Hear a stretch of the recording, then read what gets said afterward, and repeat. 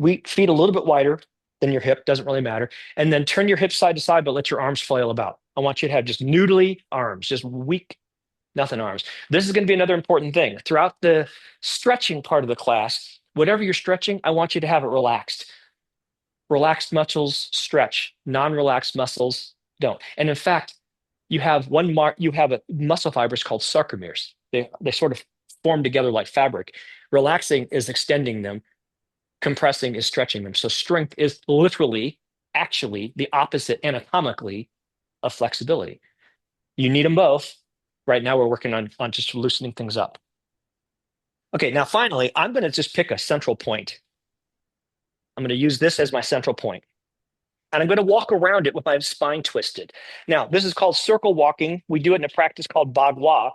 None of that matters. What matters is if this is my circle, I'm going to walk around it, but I'm going to start with my feet parallel, my left shoulder's on the inside. So what I'm going to do is I'm going to twist towards the center. Now, you may only twist towards the center. I'm a little more stretchy, so I can twist more around. But the idea is twist your waist and your hips and waist, and then maybe your arms are down. I like to have my arms sort of like this, and then I'm looking over the backside of my left hand and then walk around in a circle.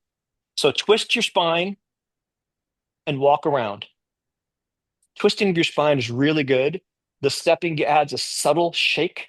And so slowly over time, this is going to limber up your spine. And if you really try to emphasize the twist, over time, you're going to get a nice spinal twist today. And you do this a few minutes a day, each day, you'll find that your spine is going to loosen up a whole bunch. Okay, now go ahead and stop. We're going to go the other direction.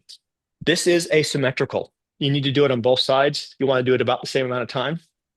The amount of time is important. If you do it 5 steps, not enough. You can do more. Traditionally, 36 steps, but do it for a bit on both sides. The time is important. You need to put enough time in. And that's true of all these stretches. 2 to 5 minutes is the time we're going to be spending on them. If you don't spend the time, you don't get the change. That's the thing about change. Change is easy. You just have to do something different. It's just doing something different that's hard. Okay, so go ahead and come back here. Let's shake just a little bit.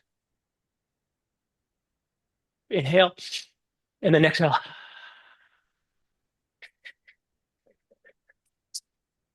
Okay, hopefully your body is tingling.